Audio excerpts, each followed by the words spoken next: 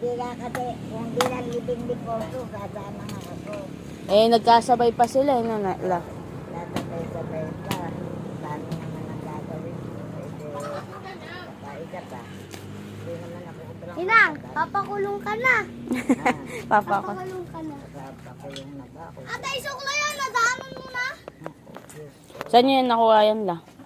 Inini ko nga kailan, hindi kong Mario. Ah, kaya di ko. Wala nga kaming kahoy.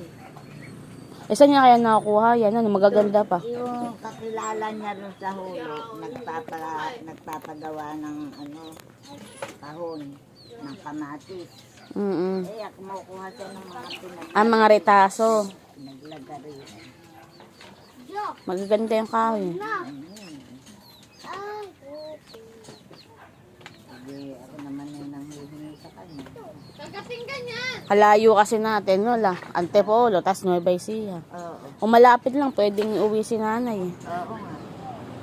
Kuha ko pa nga, sabi ko pa nga kahapon eh. Isama niyo si ate.